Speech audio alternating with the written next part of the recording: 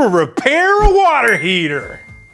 Hi, this is Ben with Rescue Plumbing, and we're here to rescue your water heater repair. Every American household has a hot water heater to produce hot water in their property. It's so we can sanitize, wash our clothing, our dishes, and our bodies. How many of you have ever performed your yearly water heater maintenance for your water heater? I'm pretty sure none of you have. Zero! Many people don't even know where their water heater is or what it looks like. They think little elves are boiling water in little tiny cauldrons inside little tiny walls with little tiny flames hidden inside way over there where we can't see them at all. Well, if you have not performed your yearly maintenance on your water heater, you'll be having to repair your water heater much sooner than a person who did perform their water heater's yearly maintenance. Water heaters are one of the most used appliances in your property. They are constantly working every day to bring you hot water. We need to clean. These hot water heaters create hot water with moving parts. And we all know moving parts will wear out eventually. This will cause your water heater to fail, resulting in a no hot water scenario.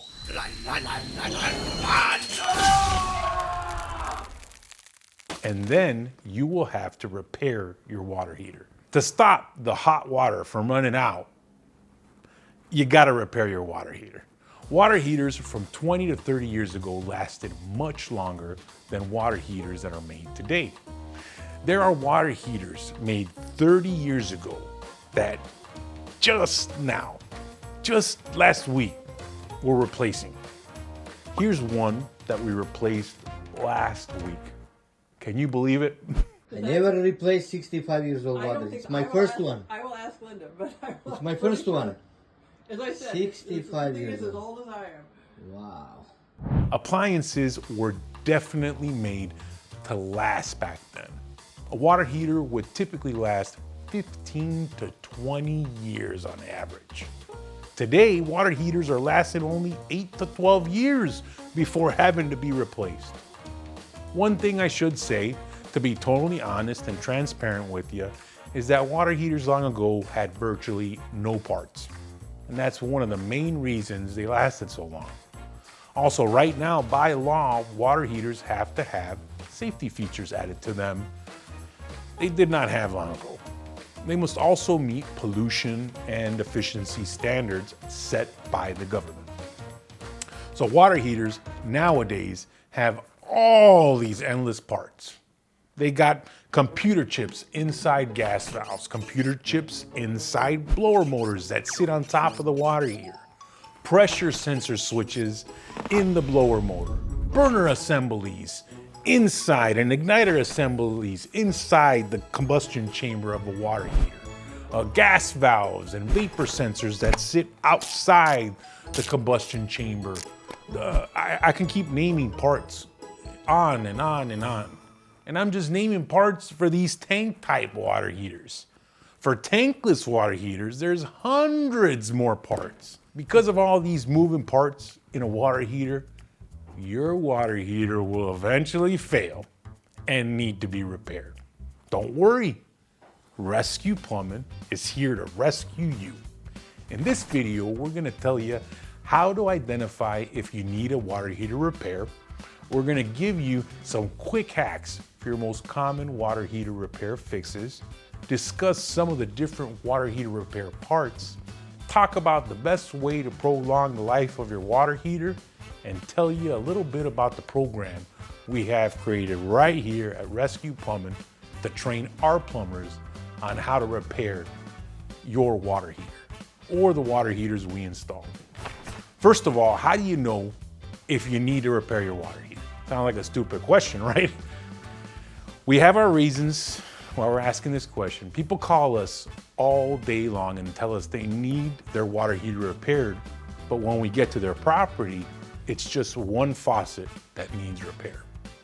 A good way to know if your water heater is the reason for your no hot water situation is checking all the rest of your faucets in your property to see if they have hot water. Now, if they all don't have hot water, then the water heater is most likely the reason for your no hot water predicament, and you should attempt to repair it. The only other time you would not have hot water throughout the whole property and it not be the hot water heater being the reason would be if you had a hot water heater tempering valve installed so people don't get burned and scalded. In that case, your tempering valve would need to be repaired before the water heater.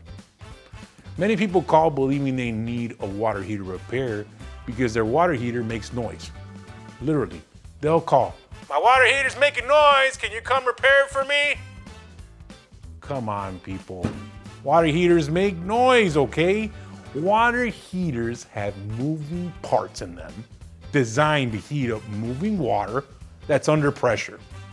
All water heaters make noise, no repair needed. People call also all the time, "My water heater turns on, turns off all the time. Can you come fix it?" Unless you have a tankless water heater that only turns on when you're using it, water heaters turn on all by themselves. It's not a ghost.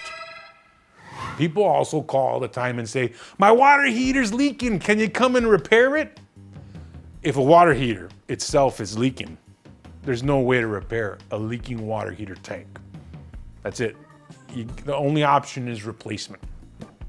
Now, if the pipes above the water heater are leaking, that's repairable. Or if they leak right where it connects to the water heater, sometimes that's repairable. But if the water heater tank has cracked, no fixing that. Sometimes during rapid temperature changes, like from here it goes from cold to summer, water heater tanks can condensate extremely to the point where a regular person could mistake that for a cracked water tank. A way to check if a tank is truly leaking, it's not hard. You want to make sure it's not condensating. You buy a pressure gauge. They hook up to a hose bib right at the bottom of the water heater. You connect it on the boiler drain. It's called the boiler drain. That's where you do the maintenance for it. Make sure every faucet in the property is in the closed position. Leave that gauge in there for 15 minutes. Now, if the pressure does not drop in the tank, there's nothing wrong with it. Now, if the pressure drops, the water heater tank is cracked and you got to replace it. Now, let's say you checked all your faucets, no hot water, and you do not have a water heater tempering valve for scalding. It's time to focus on the water heater. We need to find out what's going on. First things first, pipes above the water heater. You should feel one of the pipes above the water heater. It will be marked inlet if you look at the water heater. That's the cold pipe. You'll feel a cold pipe on the water heater itself. Now touch the second water pipe above the water heater. It should feel hot to the touch. On the water heater itself, it should say outlet. The outlet pipe on the water heater, it say outlet. The pipe coming out, marked outlet, should be hot to the touch. Now, if it's not, then the water heater's gone out cold and must be relit. The water heater repair might be as simple as relighting the water heater. Wouldn't that be nice? If you attempt to relight the water heater and it does not light, that is when you will need to begin the troubleshooting process, and then come the water heater repair, unfortunately. I have always been the emergency plumber. That's me, working after 5 p.m. all night, weekends, and I have never had a hardware store open. I've been forced to learn a few tricks over the years to quickly get a water heater going for a couple more days until I can track down the parts for my customer. They call these tricks nowadays hacks. I like that word, hacks. Let me say that again one more time. Hacks. Sounds like I'm swinging a machete in the Amazon rainforest. I'm Tarzan. Ah! Let me give you my first hack.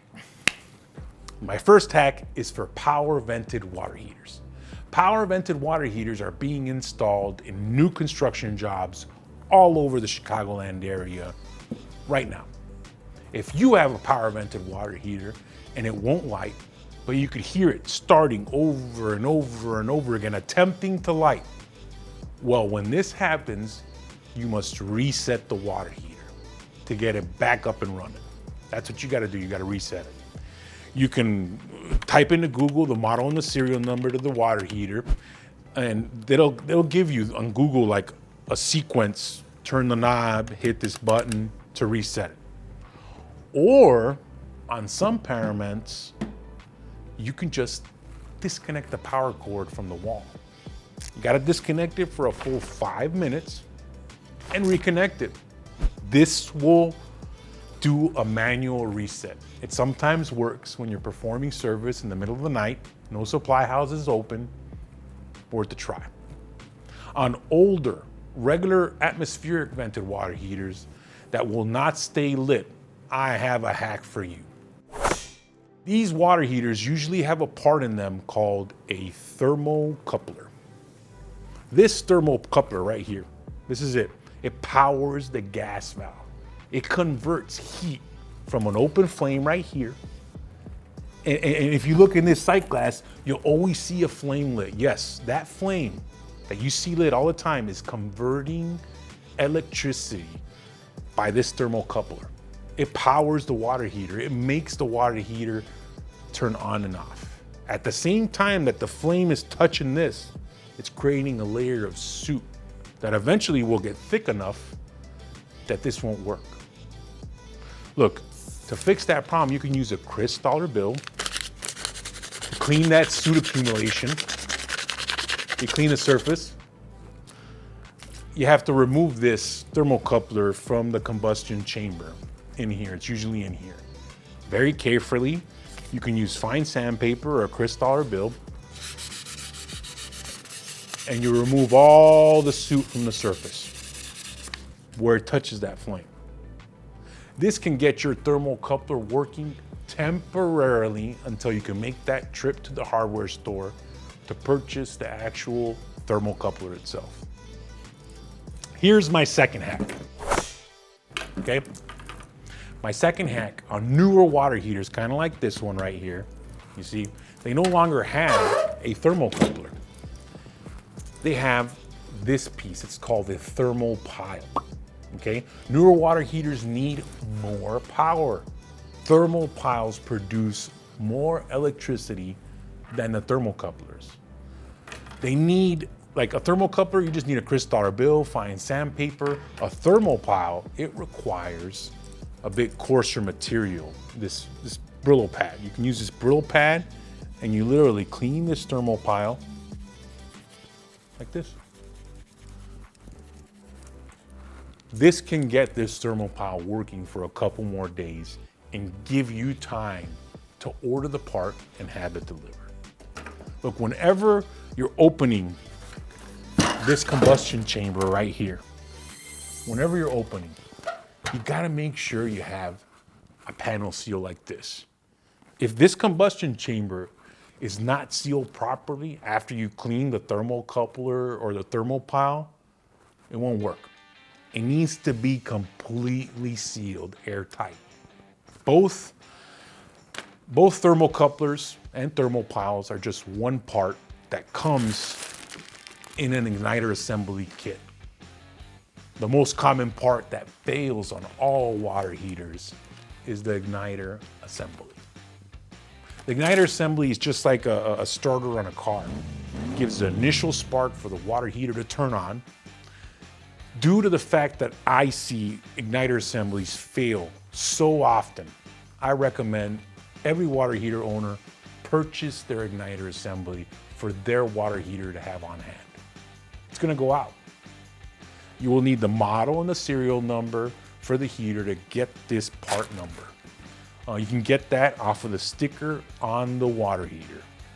You can call the manufacturer, find their 800 number online, tell them the model, the serial number, and they'll give you this part number for the igniter assembly. They will either give you the part number, Sometimes you can purchase the assembly directly from that manufacturer. If they give you just a part number, you'll have to get it from a plumbing supply house or order it online for delivery. Igniter assemblies are cheap. They're always usually under $100, way cheaper than that normally. Look, the most common part that fails after an igniter assembly is the water heater's gas valves. And they're not cheap at all. They're not $100. They usually range starting at $250 to $2,500. They're expensive, they're not cheap. They make rebuild kits for gas valves like this, but it's not worth rebuilding an inexpensive water heater gas valve. The rebuild kits for gas valves, they're delicate. They have computer board parts in them, little wires. They get damaged really easily on install. I'm an expert water heater repair technician, and those gas valve repair kits are not good for residential because the parts are so sensitive, and people, delivering all the parts, they just do not care. They always come damaged.